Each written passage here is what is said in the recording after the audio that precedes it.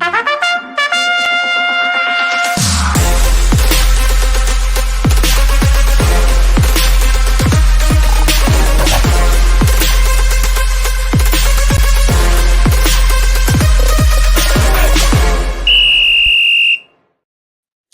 everyone, and welcome to All Four Downs Podcast. I'm your host, Obi-Wan, and Joe will be coming in momentarily, and he's going to be hot. Oh, yeah. He's going to be hot. He had a final whistle last week. I'm curious to see how he starts the show and ends the show. We got to be careful, all right?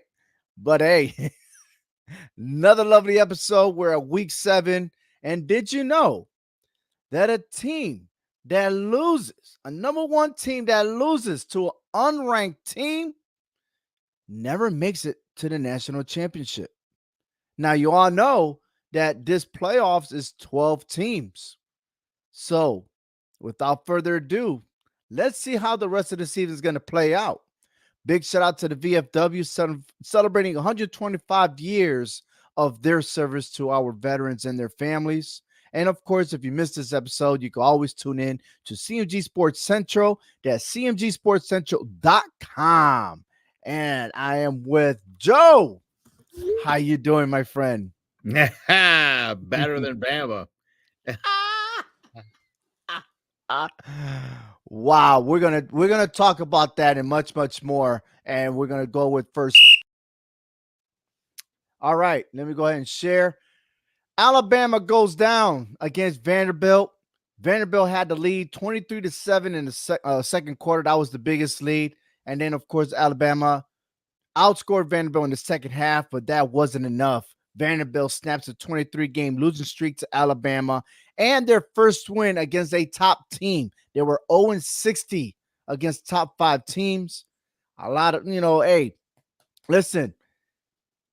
Wow, streaks are meant to be broken. But was it years? Was it this? 3 years. That's insane, man. Listen, it's funny. The last time I did a dynasty mode on NCAA, I took Vanderbilt and I built them into a powerhouse, and so obviously I had to put the whoop down on Alabama a whole bunch of times.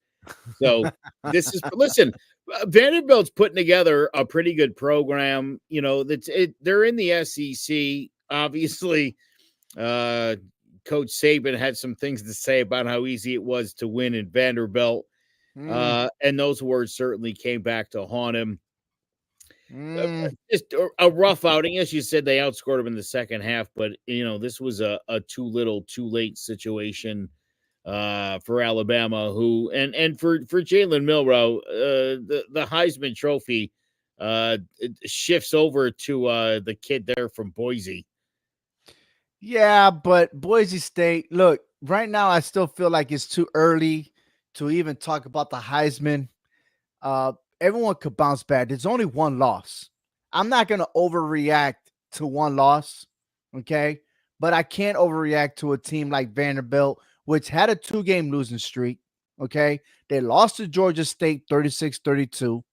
They went ahead and lost to Mizzou 30-27 in 2 overtimes. Now, yes, Vanderbilt has shown they're getting better, okay? They beat Virginia Tech, which, by the way, Vanderbilt, they do good outside the SEC. I think they will be a powerhouse school outside the SEC, but in the SEC, the competition is rough, but they're getting better, and they're going to fight. And Alabama, I know that they were fighting against Georgia, and probably they're still celebrating.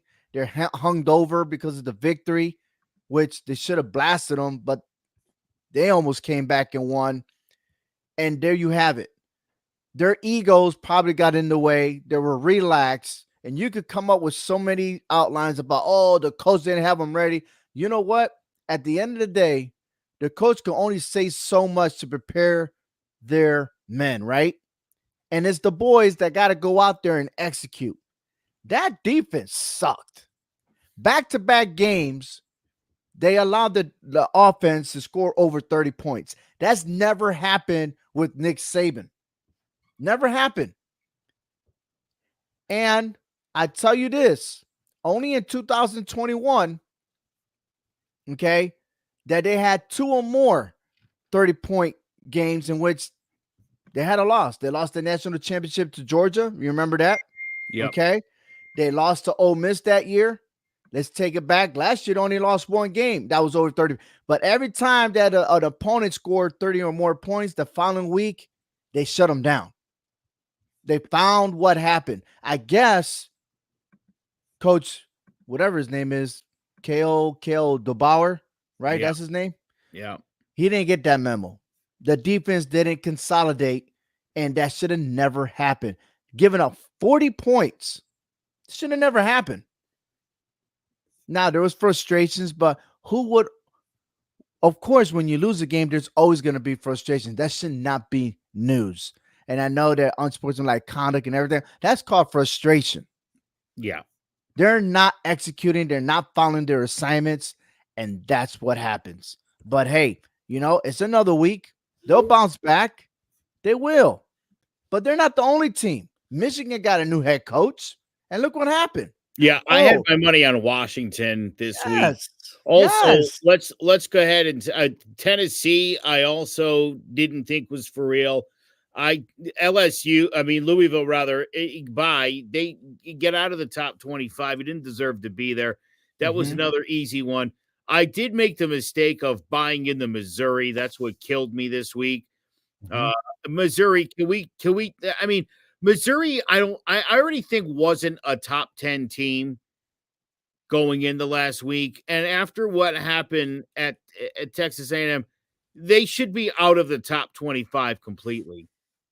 They should go rock bottom. Absolutely. I agree with you. 41-10. Look, I can understand if it was a close game, but you got blasted at College Station. 41-10. Yeah, what were you guys doing? The half. It was a blowout. Yeah. I mean, look, at least the Michigan-Washington game was a game. It was 14-10 at the half. We could still be into this game, but were we going to see another Alabama-Georgia game against Mizzou and Texas A&M? Absolutely not. All right, crushed them. I slept on SMU. I really did. I think that is probably one of the top teams in the ACC going all the way till week 15. I think SMU is going to the ACC championship. They're playing good ball. I guess they made the right decision. Their first year in the ACC, they moved away from the American Athletic Conference. Comes to show that they're for real.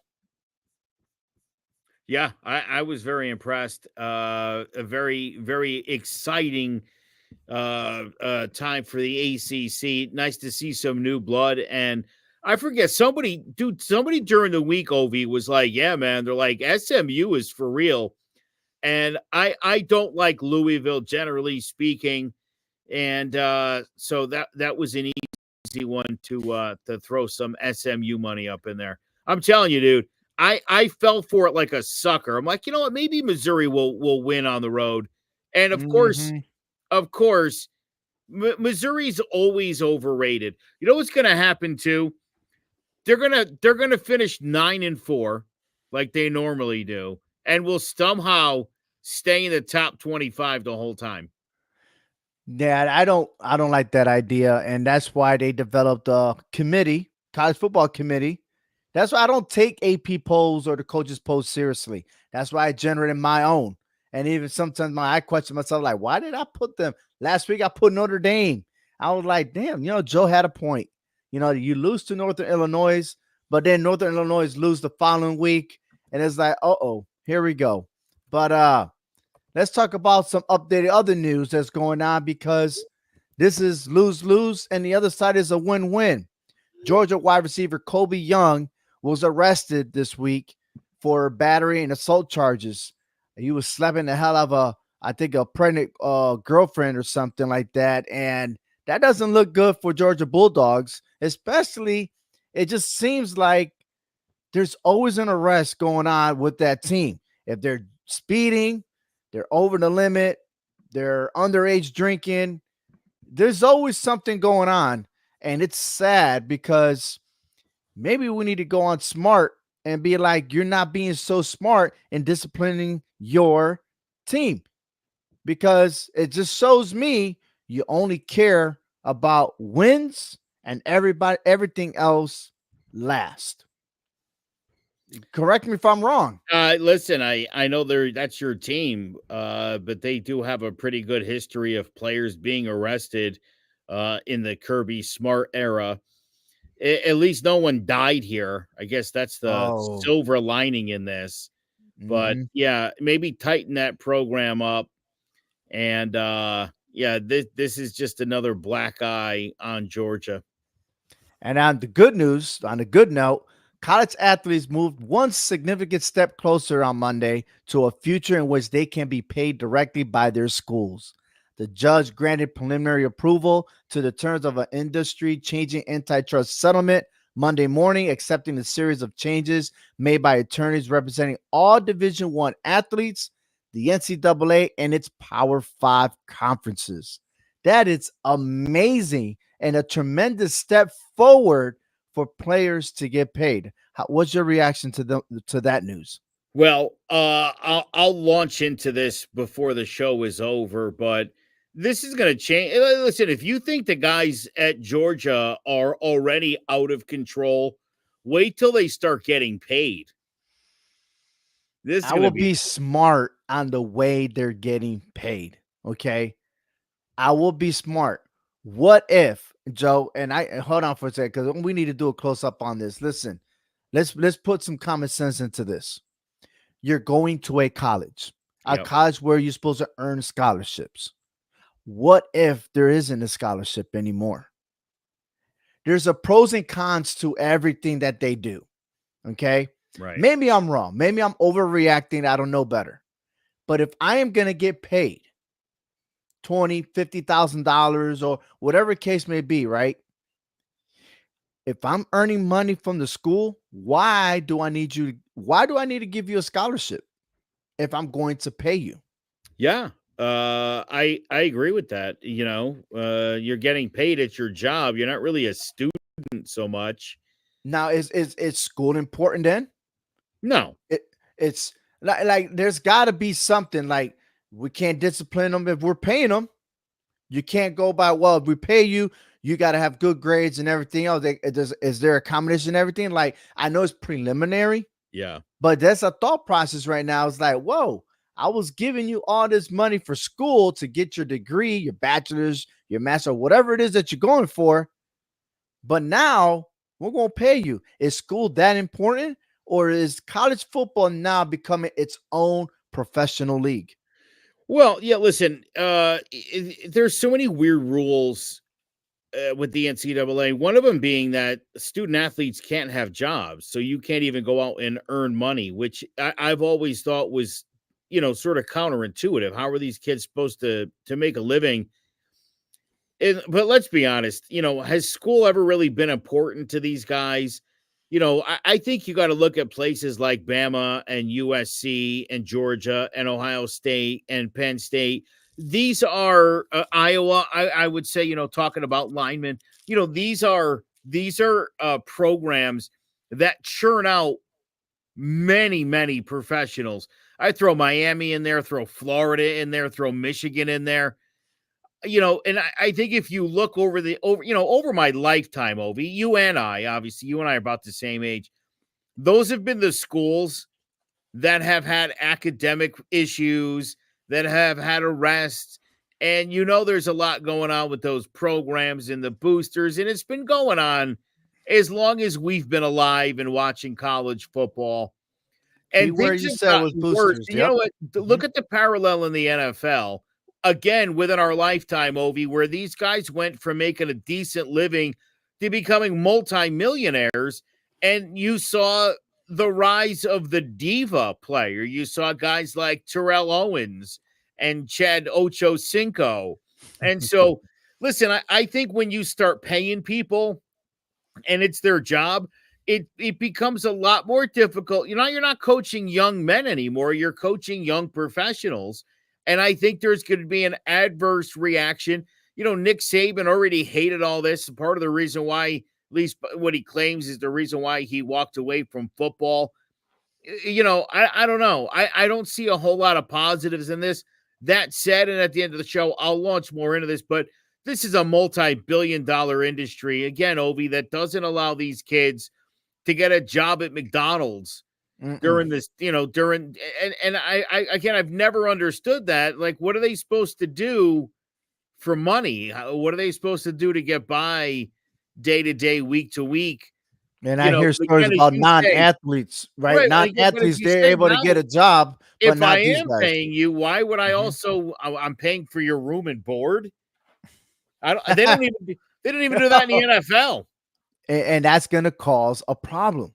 Yep. That's going to be the biggest issue, is how you teaching these young athletes how to do finances, because they're not teaching that in school. And what are you going to do? Hire someone? And then if you're not logical with money, you're going to allow someone to steal your money. Yeah. It's listen, I know you're going to dive into it and everything else, but these are some conversations that has to happen, right? But hey, let's move on real quick, because before we end this down, look at the military right now. 5-0, 4-0 American Conference for the Army.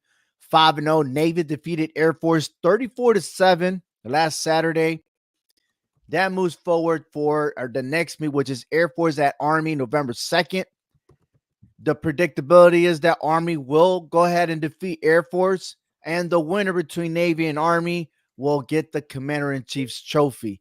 And I tell you, it's getting hot. It's getting hot, Joe. I'm loving this right now. All right. I just can't believe, and I'm going into my next down. Okay, here we go. Top 25, week 7. Why isn't and I get to it later. Army and Navy not in the top 25, but hey, this is my top 25 from 21 to 25. Here we go. Texas Tech, LSU, Michigan, Kansas State, and Texas A&M. Michigan's loss dropped 12 down, and they're in the merge of getting eliminated out of the top 25, and don't count them into the college football playoffs. Oklahoma, Pittsburgh, Navy, Army, and SMU, all 16 through 20. Army's new. I told you last week I had Army at 26. Navy's winning, okay? They're leading the pack. However, Army has one game on top of them. They're in first place, but hey, they're still tied. They will clash. SMU's looking good in the ACC. We established that, but no one's talking about Pittsburgh. Their best start, 5-0. Watch them. I'm telling you. Oklahoma has a big game this week. 11-15. BYU, Notre Dame, Utah, Tennessee, and Indiana. I'm taking Joe's consideration about Notre Dame. I'm dropped them 4. Besides, who are they playing anyway? BYU, 5-0. Great start. Okay. Tennessee goes down after their loss this weekend, and Indiana looking good at 6-0. And soon we'll meet Ohio State. All the good teams, let's put it that way. Yeah, all the good teams are coming up. This is where the precipitous fault of 6-6 begins. 6 through 10, Alabama, Iowa State, Clemson, Ole Miss, Miami from Florida. Miami 6-0. And I tell you what, all those Floridians out there, I pray for you guys. I know that hurricane's coming in very soon. I just pray that everyone evacuated or at least are safe wherever they're at. However, Ole Miss, they got a victory. But Alabama goes down. Vanderbilt, they're at number 6. Number 6. One has to question, is that the right thing? I mean, they were from number 1. They dropped down. And lastly, from 1 to 5, Texas is my new number 1. Ohio State, Penn State, Oregon, and Georgia. Ohio State and Oregon got a big game this weekend. Yeah. But here's some questions for you, Joe. I have to ask, why is Tennessee still in the top 10? That's a really good question, because they shouldn't be. Tennessee number 9, the coaches poll number 8 in the AP top 25. Yeah. It just comes to tell you that's why we have a college football committee. Why is Iowa State underrated? I got Iowa State in the top 10. They're the best in the Big 12 right now. Until they lose, they're still winning and they're still undefeated. I just don't understand. Miami is better than Alabama or Ole Miss. Who's watching this football game? Miami should have had 2 losses back to back. They're looking scrubs. I'll zoom it in right now. Yeah, This is listen, 2-loss Michigan can go too. I'm sorry, there's way too many undefeated teams in NCAA football right now for you to have a 2-loss team in the top 25. Certainly Michigan can work its way back like everybody else does, but I find that to be completely nonsensical right now. Okay, here we go. Where is Army and or Navy in the top 25? Right. I No, don't no see them. respect. I don't understand No. that. And Pittsburgh enters for the first time in the top 25. Why right now? Why? Okay. I've had Pittsburgh ranked. Okay. I just don't understand that. They're ranked number 17 in my book. And they were there last week for me. They made it to my top 25. They jump up 5. And I just don't understand why they're not getting any type of respect. I don't. But hey, listen. College football playoff rankings. This is my prediction as of right now. Okay. Number 5 could be either Navy or Army. But then again, we're still halfway through the season. Anything can happen in the American Athletic Conference. But imagine this: Alabama and Georgia in the first round. I mean, wow. Would that happen? Probably not, just because there's still the SEC championship to go by. BYU and Navy, Miami and Penn State. That'd be a great game. Ole Miss versus Oregon. Wow. That could be a changer, especially when Oregon plays Ohio State. And then your top 4, Texas, Clemson, Iowa State, and Ohio State. Moving on. These are the games this week. Texas in a rivalry game at the Cotton Bowl against Oklahoma. Book it, ladies and gentlemen. Ohio State versus Oregon should be the game of the week. Iowa State versus West Virginia. Clemson versus Wake Forest. Penn State versus USC. Oh, I'm just curious to see what the front 4 defense of USC has against the Penn State's running game. Mississippi State versus Georgia. That should be an automatic win. But then again, I can't say that too loud. You know what happened to Bama last week. South Carolina versus Alabama. South Carolina disappointed me last week. I mean, look, they look solid, but man, they look terrible versus Ole Miss. However, Ole Miss does go on the road against LSU and Arizona versus BYU. Moving on to third down. All right. We're going to start with the ACC, Joe. Louisville versus Virginia. I got Virginia. I think they're going to take care of it. Louisville being out of the top 25, they're going to still continue to stumble. I think this is Virginia's year. I agree. I'm going to take Virginia in this one. Louisville's trash. Overrated. Overrated indeed. Let's move over to the Big 12. Utah goes on the road against Arizona State. I got Utah on this one. You know, I've been riding high with Utah all year, but Arizona State does funny things in the late evening. I'm going to take Arizona State in the upset here. Wow!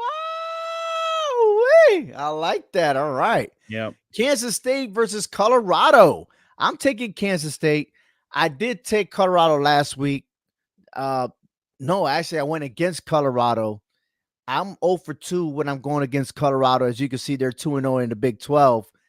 I guess Deion Sanders got that team ready, but I'm not so convinced. Kansas State is just on a different level. Yeah, I'll give you that one. Kansas State. I'm with you on this one. All right. Iowa State versus West Virginia. I am going to go for Iowa State. I'm going to back them up why they are a top 10 team. I'll tell you, the top of the Big 12. Listen, that offense is not as trash as it's been over the last few seasons, as good as their defense generally is. I like this Iowa State team. I like what you're saying about them being in the top 10, and I like them to beat up West Virginia. Absolutely. On the road, just taking care of business. That speaks volume when you're on the road doing that. Yes. The Big 10, the game of the week on NBC, on Peacock. Ohio State visits Oregon. Listen, Ohio State might have all the talent. They probably have better talent than Oregon. but Oregon's has been battle tested. Okay. Ohio State, who are they playing against? You're gonna tell me that they didn't learn anything from against Iowa last week? It's always the same old Ohio State. Yay, good job. This schedule, I love it. I'm taking Oregon. Besides, in the last minute, Oregon won anyway, and it was at Ohio State.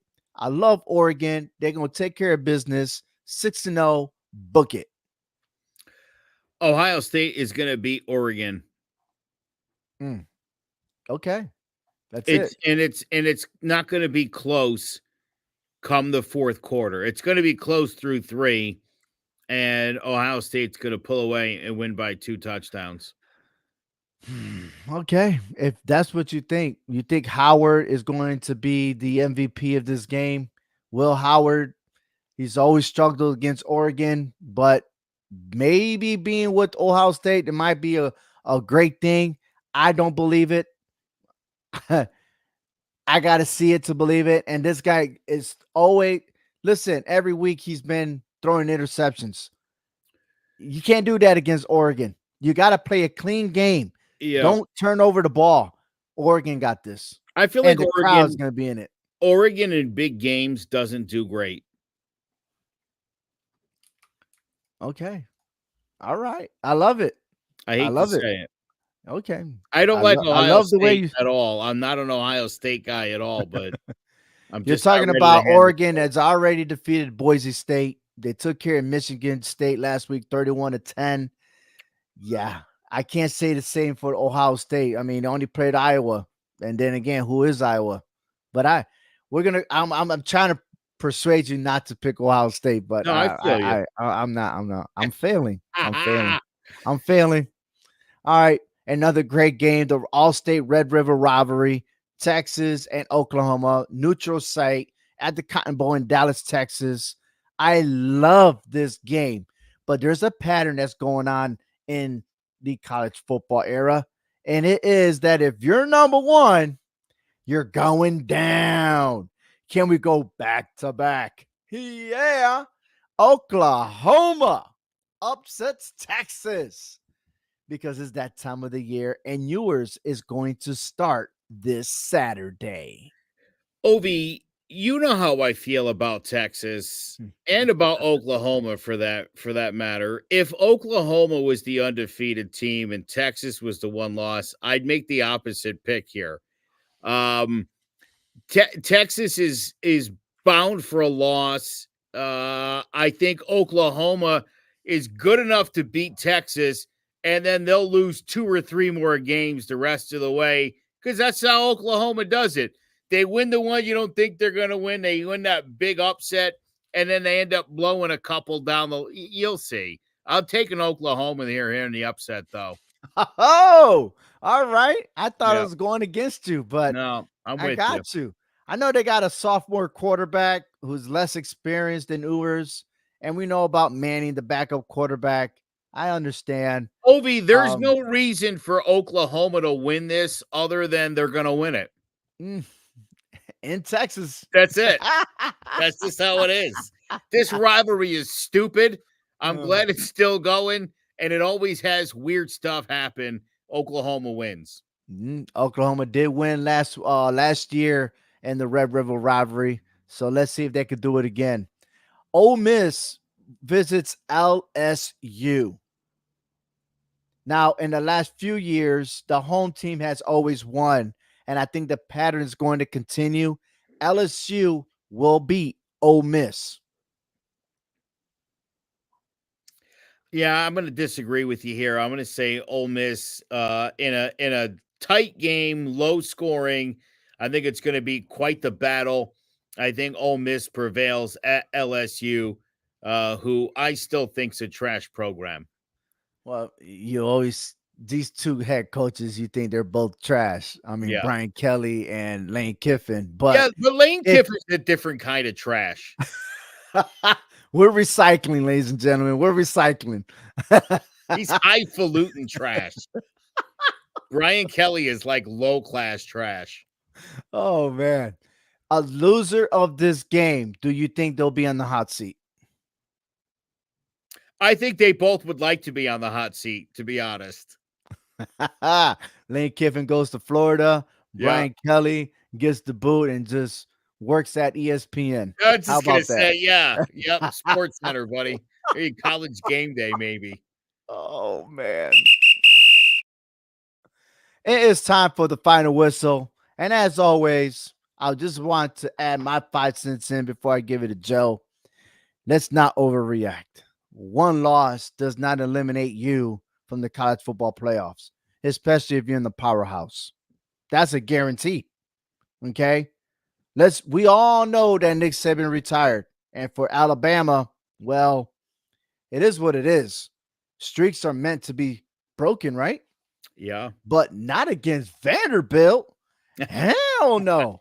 The fans are calling in. Everyone's reacting on Twitter. Facebook got breaking news. I mean, that had more news than the Jets firing their head coach. So imagine that. But I tell you this, I'm going to steal the playbook from Aaron Rodgers a few years ago when he used to say RELAX. It's a 5-letter word. Chill. It's going to be okay. All right. Things happen. Sometimes you have to be humiliated in order to play right. That's part of life. Get embarrassed, make mistakes. But the one thing you need to remember, can you persevere? And can you have resilience? Yep. That's my final whistle. Joe, the floor is yours. Thank you very much. As Ovi mentioned earlier, a federal judge granted a preliminary approval to the terms of what will be an industry-changing antitrust settlement. These changes represent all Division I athletes, the NCAA, and of course, the Power 5 conferences. Now, the judge established a schedule for the steps to finalize this deal. Any athletes impacted by the settlement have until January 31st of 2025 to file an objection to opt out. A final hearing is set for approval April 7th, 2025. That's the same day as the NCAA Men's Basketball Championship. Is that a coincidence? I doubt it. In May, attorneys for the parties agreed to settle a trio of lawsuits. There was like 3 different lawsuits. The NCAA has also agreed to pay $2.8 billion in damages to former and current college athletes. The deal also eliminates restrictions on schools directly paying their players, which of course has long been a hallmark of the amateurism rules of the NCAA. And if the settlement is finalized in January, schools can start paying players next season. The cap is expected to be more than $20 million per school with an annual increase. Now, if you're hearing these large dollar amounts and you're wondering, how can they pay $20 million or kick into that $2.8 billion? Well, it's because the schools and the conferences are all making hundreds of millions of dollars a year, and they can swing it. If the NCAA wasn't so greedy in the first place, and they had reached a deal like this decades ago, they probably would have gotten a much better deal. I don't know what this means for college football in the long haul, but what it means right now is we no longer have student athletes. We have workers. That's it for this week's show. Thank you so much for tuning in. For Ovi Muniz, I'm Joe McGuire. We'll catch you next week for All 4 Down.